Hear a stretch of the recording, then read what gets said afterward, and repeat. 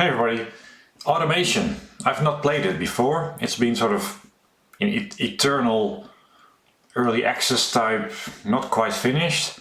It's quite ambitious. Design your own cars and then some campaign where I believe you have to make sure they're reliable and built to a price and they sell, and then you become it's like Transport Tycoon, which I remember from the DOS age, but now making cars. Very neat and makes me think about a guy from GPL, Remco Moed. If you're listening, I remember you desired a game like this back in 2001-ish. Well, it appears to kinda exist. Reason I haven't bothered with it is because I just prefer driving the cars that I create with spreadsheets. So it's possible now with BeamNG, and I gave it a really quick go yesterday, and it seems worth doing a little bit more.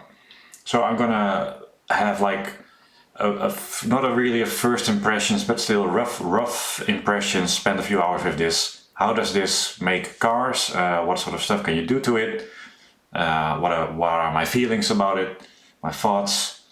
And this is fairly sort of rough and only on the surface, because I'm sure there's more in this game than I'm getting out after a couple of hours.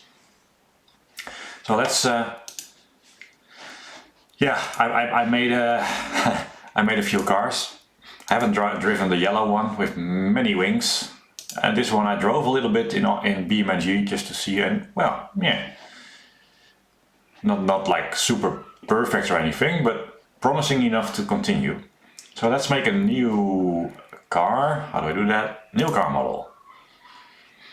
See, I'm fluid. And this is the part that is impressive to me, that there are sort of simple models and they're stretched and scaled a little bit, but there's still quite a lot of variety. And yeah, generic but still cool. And you can change the wheelbase, so let's go with, I like the long wheelbase. Alright. Ooh, that's nice.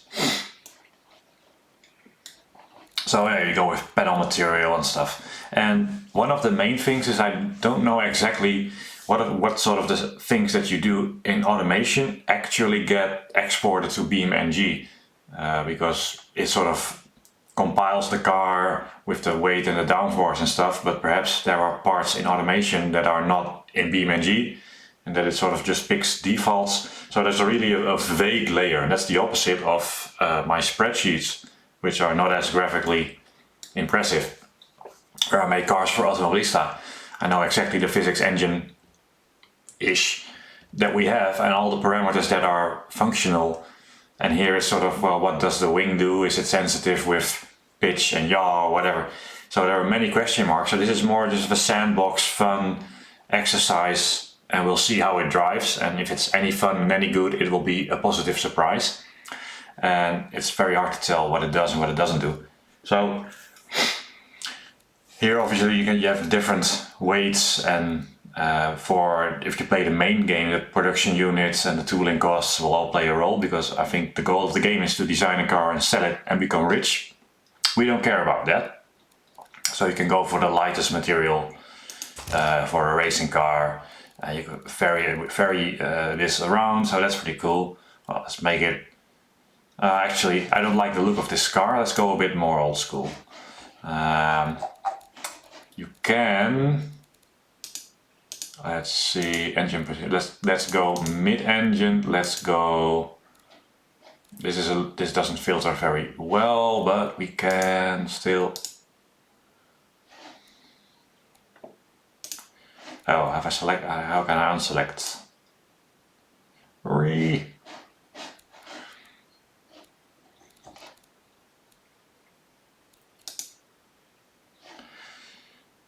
Select. Yeah. Start over. Car designer. New car model. See, I know how to operate this game. Yeah, let's go old. So I really like all the models that are XJ20. Some are recognizable-ish, like definitely inspired by Corvette. I like this. And then the older you go, they do sort of get the style of that era, and I think that's just really neat. You know, it doesn't have to be super sort of the limits of graphical fidelity. Just the idea that we have so many different eras and types of models to use. I find this really fun, and I don't really care about the actual fidelity. It's just real nice that they have all this detail. Let's go with a super short little racing car. It will be tricky to drive, I'm sure. Or, oh, see, just making a decision here is already, oh, what will I do? 60, oh, this is nice too. Make a decision, Niels. Ooh, it's a bit like an old Ferrari 308-ish. Yeah, I'm effectively Magnum PI, so that'll work. Nice and short. Right, so the panel, well, era correct. This probably in-game changes, but I'm not exactly sure. If you go with a really new design, you have more options than when you go with older stuff. So I think all over the engine and everything is sort of era correct with what you can do and how much power and weight and stuff you get. So fiberglass will be fairly normal. Space frame. Chassis, steel, it's Italian, so it will rust. Mid, I think, how would you place the engine? It's a bit short. We will probably go with, let's see what we can get here. So here we have suspension. There are some options, but that's it. And that's something immediately when I make my spreadsheet, I don't just say it's a double wishbone, but I can actually change the properties, and that's something that's not really possible here, sort of fixed properties. And this quality, it probably doesn't do, I don't know what it does. Makes it more expensive and engineering times, but I don't know if this actually makes a difference when you export to BeamNG. So let's go with a new engine.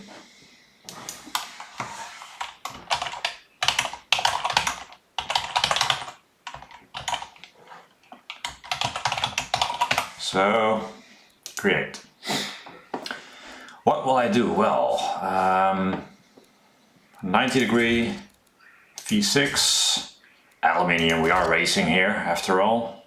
And then the capacity now is 3 liters, that's probably alright. And you run into some space issues if we make this a whole bunch bigger.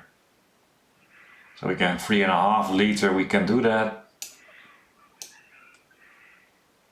4.5 liter. Now let's make it era sort of correct, right? Let's not. 3 liter is nice.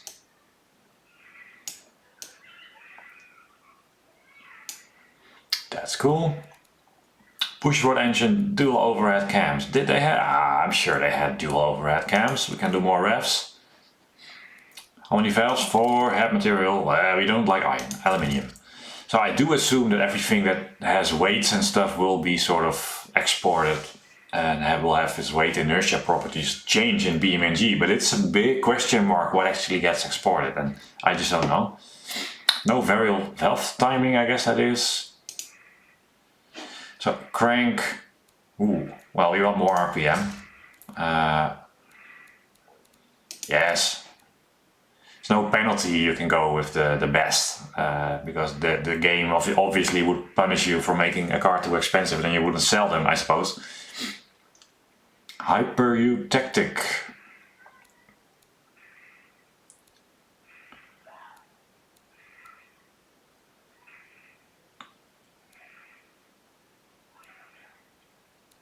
Ah, we need a factory add-on. Where's the freaking factory add-on? Oh well. Can I still do it though? Don't know. Compression. I want a bit more compression. Want a bit more cam, like that. Natural aspirate, yes. I think we still have carburetors, but we go with the 4-barrel twin carb race super leaded. Yes, this is era correct. Let's kill all living organisms. That's the race engine you're making. Rev limit 58. No, we're gonna do like, we wanna be, let's see if we can get like 9. Headers, wait, I'm just going for 1329, ooh, 7.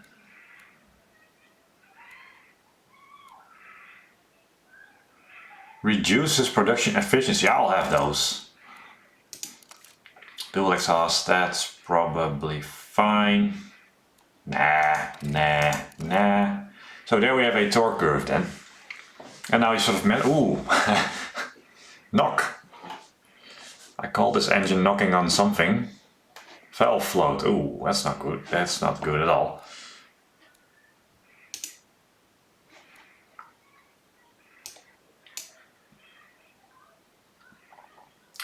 But it's probably the rev limit that's the problem. Yes. Where are we? Oh yeah, okay. Doesn't like the compression. Where's the valves? Where's my valve train? Is the top end?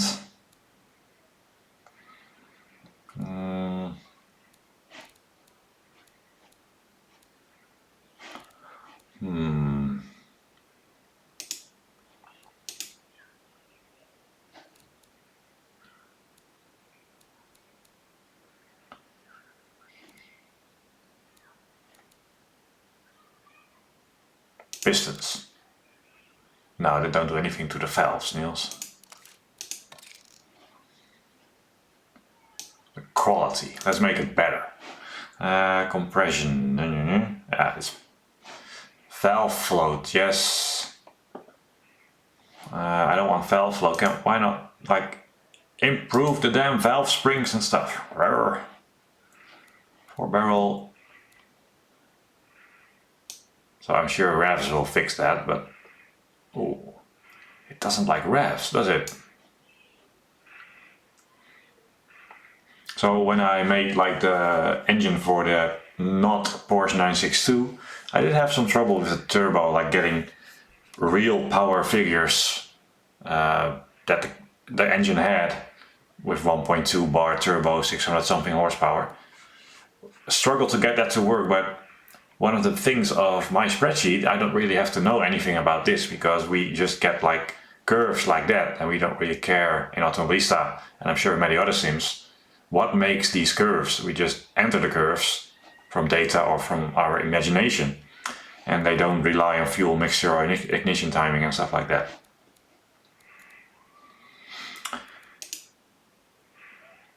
So we are running into some rev issues, which is then not great, but well, let's see, what can we do?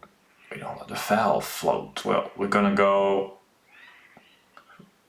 cams there, like nice and racy, and more knocking.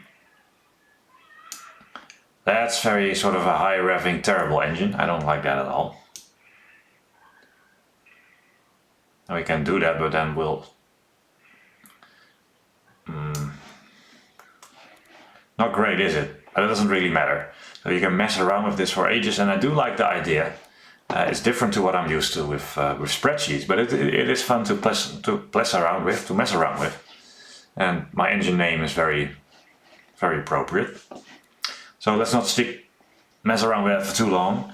It's neat, and there's quite a few things. And with the fuel system, of course, we can see ignition timing.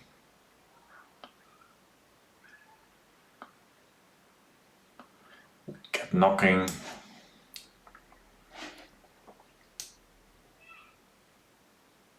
So you can find, oh, there's an optimum for something.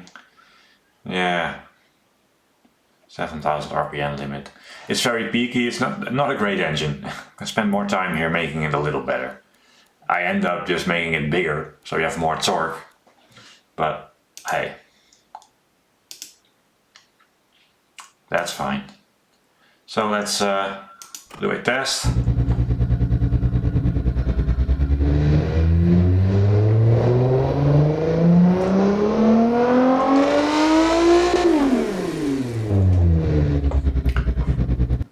I think the engine sounds are generated by the game, and they do a really nice job. They get the unique sound of each sort of cylinder configuration. That's really cool, quite impressive. So this is not a great engine, but we're gonna leave it for now.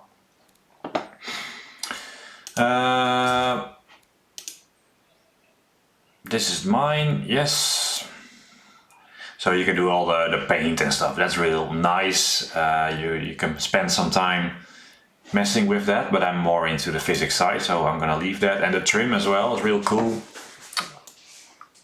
The stuff you can do is real nice. Let's just put some lights in there because we want to be safe.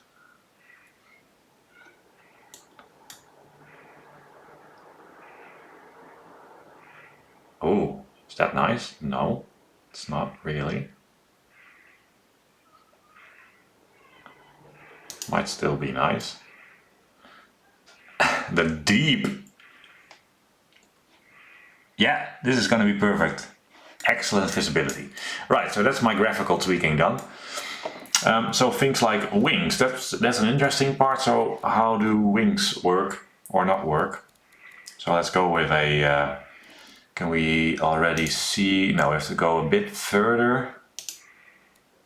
Drivetrain, rear-wheel drive, yes, manual, 5-speed. The top speed, I think we're gonna do like 240, and then the spacing is sort of nice. What do we want? First gear 67. Nah, I'm gonna be a bit more racy, so I want to be like 80 something. That's fine. Let's go with an open diff. Cool. These will be probably cross plies, which is a limit. Whoa, really tiny limit. And the radials have a much bigger limit, 245, and the cross plies, tiny tires. Cross plies probably were available in a bit more sort of a wider tire, so I'm gonna go radial. And here you can design your tires, and that's again something I don't know what actual property differences there will be once you are in BeamNG. How it does that, how wide the tires affect grip, how this cross-ply and radial, if it even is a difference. So there are a lot of question marks. It doesn't matter if you're just, I mean, you can get like that kid again playing with Lego and just messing around with your car for hours and then driving it and be disappointed with how it feels, which is very similar to my childhood anyway, making cars with Lego and stuff, and then, yeah, well, can't really drive them that well, just toys. But the design process is a lot of fun, and I think you can really get stuck here for hours, get that clock acceleration black hole thing going. Real nice. Well, let's not overdo the tires, and something like that. 16-inch rims seems fine. This fits reasonably well. 15-inch, I would say, is more era correct. I need a bit of an offset. Ooh, this is pretty close already. And on the front, yeah, that's fine. Oh, mag wheels for less weight, that's cool. We are going with discs, 2-piston. So I think if you get like a newer model, you can go with 6-piston and effectively change that.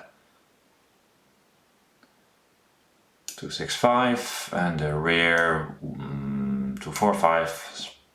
Solid disc, 2-piston, that's fine. This stuff as well, how does this affect? Is it just the different brake torque? In BeamNG, I feel the brakes do heat up, so this probably affects how hot they will get. And there's cooling later on as well. So if I was doing this professionally, I would have a million questions of how exactly does this apply in BeamNG, but this is just a bit of a sandbox, bit of fun, and not my spreadsheet for AMS where I have to know what each number does exactly. So under tray, more, nah, no downforce, no active aero, no wings yet, cooling airflow, brake airflow, probably want some. Quality, no, we don't want quality. 2 seats, interior basic, no entertainment, no power steering, no traction aids, no safety, no quality. That sounds like my kind of car. And springs, interesting too. You can go standard and progressive, and I found that if you keep adding wings, at some point the standard springs you cannot go stiff enough for to prevent the car from bottoming out. And with progressive springs, they seem stiffer because the warning goes away that my car will bottom out. So in this case standard. Sporty, more sporty, I need that. Yeah, passive, sway bars, that's fine. So it goes to this screen, which is sort of nice. So this is yaw rate and steering angle. These are plots that actually still have to learn a lot about. They do make a lot of sense, but again, is this calculated by automation, and will this also happen in BeamNG? Big question mark. Here you have the right frequencies. So this is a really nice way of translating springs from a heavy car and a small car and big car. So a light car with a frequency, it's like how if you bounce the car on the springs, what will it sort of move back and forth at what rate? And a light car will do that, will be stiffer with relatively weak springs, and then a big heavy SUV with the same springs will be really soft. So the spring rate doesn't tell you anything because you need to know the weight that is on the spring. And the frequency combines the spring rate and the weight of the car into sort of a universal value. So a tiny sports car with a 2 Hertz ride frequency will sort of spring the same as a big SUV with a ride frequency of around 1.9 Hertz, but the springs required to do so on the SUV will be way stiffer. So it's a neat way to do this. And this is also an area where I ran into trouble with racing cars, which is not really meant to do. So I kept adding wings, and you get that warning that the car will bottom out from the downforce, and you cannot go higher than 3 point something Hertz. And that's super stiff for a road car, but for a racing car, 3 Hertz is fairly normal and typical, especially with the more downforce you have, the stiffer you need the suspension to be to not bottom out from the downforce. This, however, will be sort of a more comfortable car. I will try and mess with a little bit of aero. So I think it wasn't too bad to do that. Do we want the rear to be stiffer or not? Typically a bit of a difference front and rear, sort of traditional car design apparently that makes it better.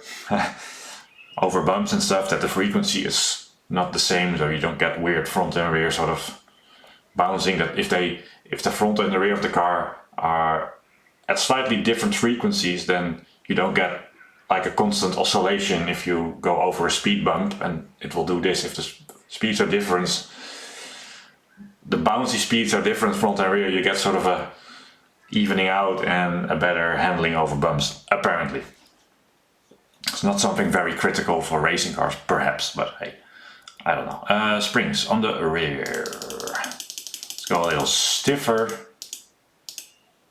So these are the damping ratios, that's the same. So dampers stiff or not stiff, that depends again on the springs and on things like that. So this is also a way to unify dampers regardless of your springs and car.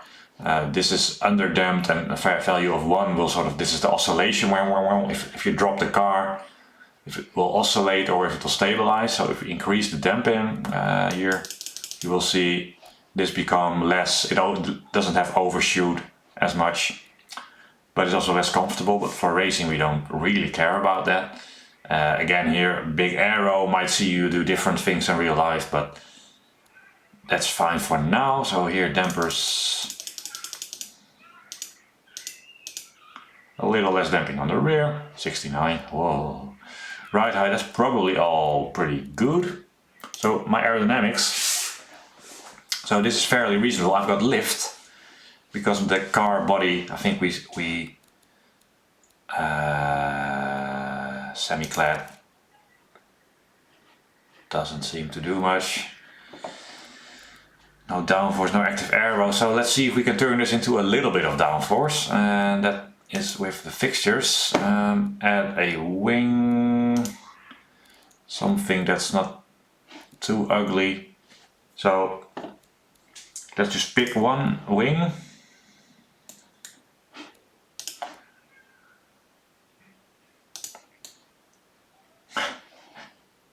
made for it. Not really. Ooh, this is terrible. Right, but this is a pretty big wing. It's pretty ugly too, but alright, that doesn't really matter, right? We're into the physics. And now I have a front wing and a rear wing angle, even though I just installed one wing, which I would call a rear wing. So, I don't know. Now we get changes even though we haven't installed a front wing, so this is a little weird.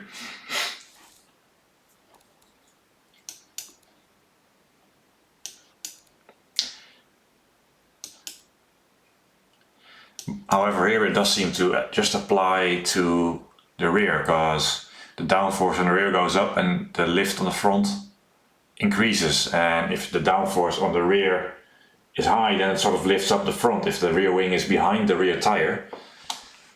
So this would indicate that effectively the front wing, we don't have it yet. It doesn't do anything. So it's correct in the sense that yes, we have one wing, we just get aero adjustability here, but it doesn't apply to anything because we don't have a front wing. That's an area that I'm not quite sure how you would do this, because you cannot really put, you can put front wings on it. I will do that now. Just like, I don't think it matters what sort of wing you put on. Let's make it different wing. This is how you do your wings. So alright. Now we have a front wing and a rear wing. The front extends a little bit more in front of the front wheel than the rear wing does behind the rear wheels. So that probably gives us too much front downforce. You have to sort of refresh this a little bit. And like we expected, that front wing is now extreme and the rear wing is almost doing nothing. So it's a bit messy with how much downforce do you get. So alright, 300 kilos. Can I quickly see? Remove that. And then I'm gonna replace that wing later, but let's see what we get now again with just... See, it's so weird. Now I have front downforce, but no front wing. Yet it appears to behave as if there is now a front wing, because if I change angle, it does something, but I removed... Oh no, oh, it's still on. Sorry. You see, it did something, you know, it was like placed 90 degrees offset from what you would expect. It still did something, really weird. Now it's gone. Yeah, now it's gone. So we have lift again. That's comforting. So what I'm interested in is, let's get rid of that again and then update. So we have lift, that's cool. And now we place this wing on the rear. Let's place it right above the tires. There. You know, of course that doesn't work, but we can still do it. What does that give us? So at 100, I'm just going to put them both at 100, we get like 112 kilos here. Okay, cool. And then I go back to my, and then delete, and then let's pick a different wing. This one looks better. Put that right on top, like that.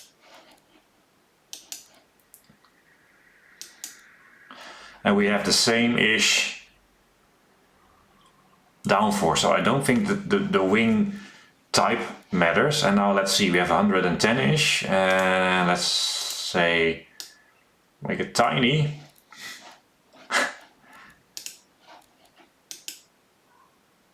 That maximum again. See, that doesn't matter. So you just add wings and then you get the same downforce, and it doesn't matter how big they are or how exposed they are to airflow and stuff like that. So it's really simple in that regard. And that's also why my Group C car had many wings, because there's no way you could get actual Group C downforce from 1 or 2 wings. So I just kept adding tiny wings and each wing seems to have the same effect.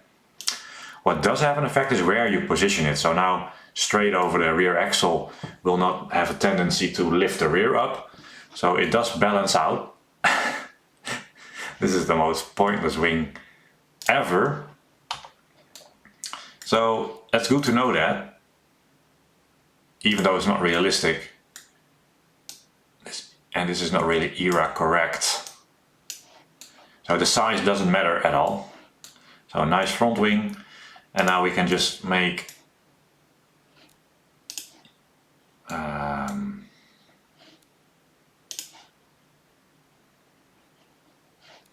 yes.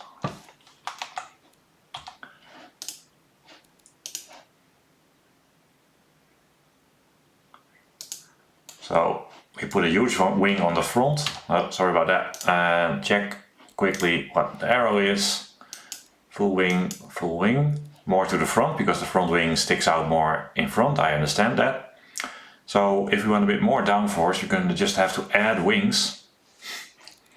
That's just how it seems to work. So that's really basic, and this is not really like car downforce. This is very insignificant. So you need a lot of wings to get like 1,000 kilos of downforce at high speed, which is fairly typical for a racing car. But just automation isn't really about building racing cars. There are also no slick tires, for example. And again, I don't know how slick tires or sporty tires, or semi-slick or sporty tires or other tires, how that translates into grip levels once you get into BMG. It's all a big question mark. So it's definitely fun to play with, and you can make like the most beautiful or hideous vehicle. So, but one thing you can do if you want front downforce, but you just don't want to really see it, is just have it the absolute tiniest. So there's my wing, and this will produce the same downforce, right? So you can at least go with invisible wings almost, and still, there it is, that's my downforce, and still get very good downforce that way. So the balance is a bit off, but yeah, the wing is just a constant downforce and doesn't depend on the size. It does depend on the position for the balance, and I'm guessing it also adds a bit of drag for each wing, but I don't even know. So really simple, but still nice that you can, and you get some weird designs like that. So where are we now? Aerodynamics. So front downforce is more than rear downforce. We don't want that, so I'm gonna again hope we're mid-engine. So here, what you perhaps want is the downforce to be about the same. So if you have 100 kilos on the rear, and your weight bias is 40% on the front and 60% on the rear, then perhaps where you have 60 kilos on the rear, you also want like 40 kilos on the front for an even balance. That's one indication, so that's good. A little less. I don't know what the weight distribution of the car will be yet, but probably 60-40. So now we have like 60 kilos rear and 40 kilos on the front, which is probably fair. It's not really a lot of downforce. At least we've countered the lift that most cars have lift. All road cars really, they have lift. And of course they talk about the latest GT3 Porsche having this much downforce. It's not that much, and it's not really that much, especially at legal speeds. It's not really anything really. So we've balanced the aero, but it's not a lot. If you want to do racing cars, you just have to pile on those wings and make sure these balance figures are all right. So it does have like wheel spin indications, and yeah, that's kind of nice. You can do the engine test, and here the suspension tuning. Interesting here to do that. Sway bars, I have no idea what this is. It doesn't really, well, it does give you something actually. If you go testing on the test track, you get cornering G's, roll angle, here 2 degrees of roll. I think it will predict this, and I think if we change it changes the understeer oversteer balance a little bit, but I don't really know what happens. It should be quite significant, changing the anti-roll bars. So we had 2 degrees first, and what do we have now? 1.5 degrees, so you can sort of get an idea of body roll. Again, how this applies to BeamNG, don't really know. This looks very low roll though for era car like this. We don't have a lot of downforce, so. And that's another thing, BeamNG is not a rigid body physics system as far as I can tell. It's especially impressive because it flexes and does anything. So the stiffer you make your car, the more sort of bouncy and flexy and oscillation you might get from the chassis. I don't really know exactly how that works, you know, it's a big question mark.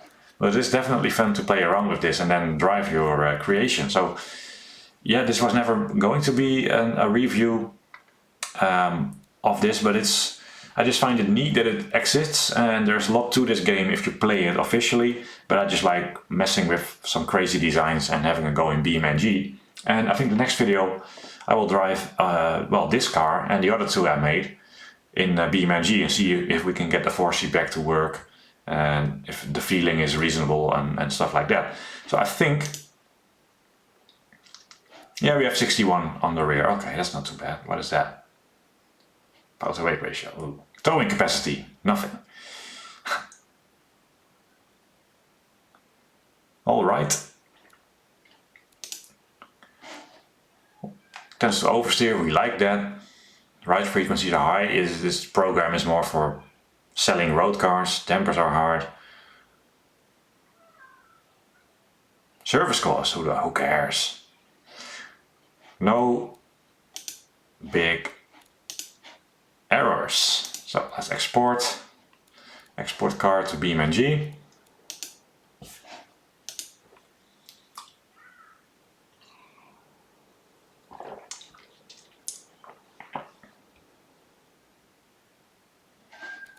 There we are.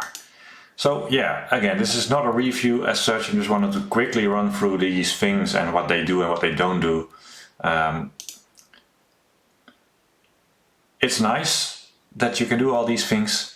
There is not a lot of depth in there, I don't think. Like the wings, they don't care where they are positioned or how big they, well, they do matter where, but they don't add any downforce based on their size.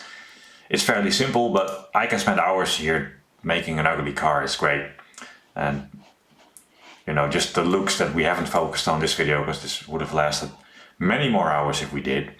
But yeah, it's just really neat, and I think it's easy to spend 20, 30, 40, 50 hours over. Like, you know, you get one of those weekends, I don't know if you have them, where you just think, well, I don't really feel like playing the regular Sims or other games, I just want to mess about. And this is an ideal mess about Friday evening game, and then have a go in BeamNG, which is a very impressive simulation in its own right. So for the price that it's 20 something euros, I always go on Steam when there's no sale going on. That's my special Steam skill. It's easily going to be, you know, if you're half into this, I'm sure with BeamNG together you can have plenty of hours of fun and get your money's worth. No matter if the rest of the game is probably still a little early, but just this aspect of it adds a lot to it. I would never have gotten this game if it wasn't possible to create a car and actually go drive it. So yeah, finally got it. It's fun. Made a couple of cars, so next video I will try to drive them and show you how it works in BeamNG and what my feelings are about that. So yeah, not really a review, not very informative, slight rambling. This is the quality content you know and love. All right, bye bye.